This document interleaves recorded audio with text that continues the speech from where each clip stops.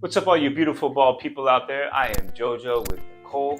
Hi We're guys. Scalp Logic. Today, Nicole, what are we talking about? We are talking about why it is so important to have the skin right for the procedure. We know that the tools matter, 100%. We're not disputing that. It's important to have the right needles.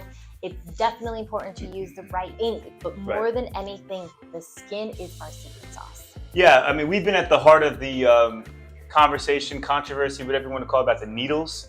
And of course, people talking about it right now again, as usual. But what we're seeing is, forget about the needle talk so much. It's important, the ink is important, but the depth of the skin that you go with a certain needle. Absolutely. And then on top of that, if the health of the skin is not conducive to getting superficially to scalp micropigmentation, it's toast. What's going to happen is artists will end up going a lot deeper because it's like, oh my gosh, it's not taking, the skin's clamming up, or whatever the case is happening, and they end up going deeper. Now, the problem with that is that's okay initially, but what we've always been speaking about long-term.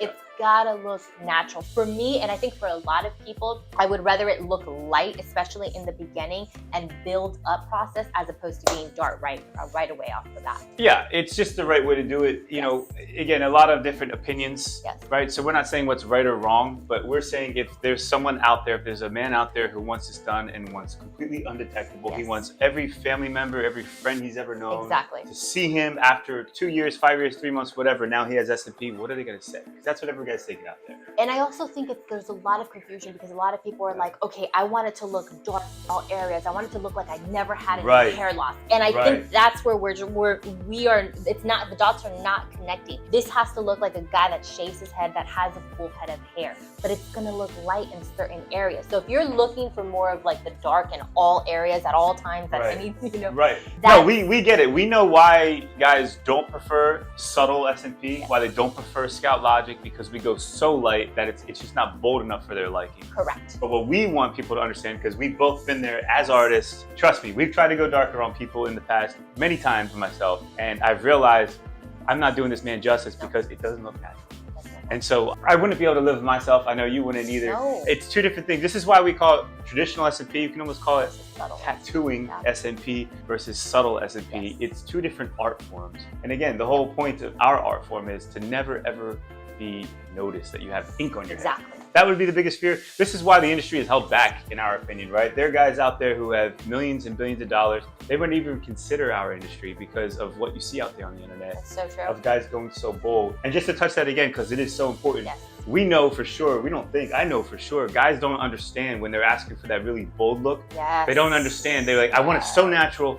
I want it undetectable, but I want it as bold as possible. We get guys telling us the same thing every time.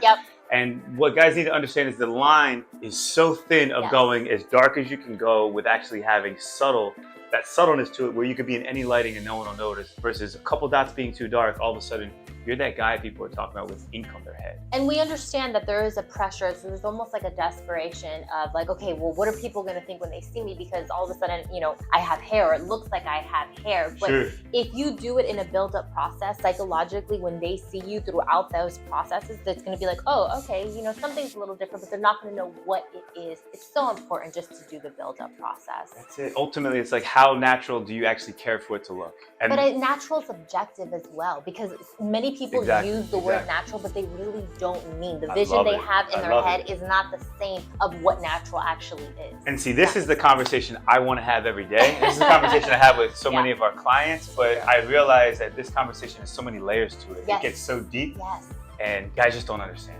I would say 80–90% of guys who have S&P on their head worldwide don't understand these concepts that we're talking. They hear our words, they would agree, but then I see the actions they take, and I'm like, you didn't get it. You misunderstood. So here's our attempt again. We'll keep elaborating. Let us know what you guys think. What do you think natural is? What is defined as natural to you? Because it's going to be different for every person. Because me as an artist, I'm like, are the impressions, does the ink look exactly like the native hair that remains? It's black and white, yes or no. It's not like almost or kind of. And I think so many people out there are satisfied for some reason, saying, well, it's kind of close, close enough. In certain lighting, if you stand over there and you dim the lighting when you make a video and you showcase your S&P, it's not natural. It's not real. Agreed.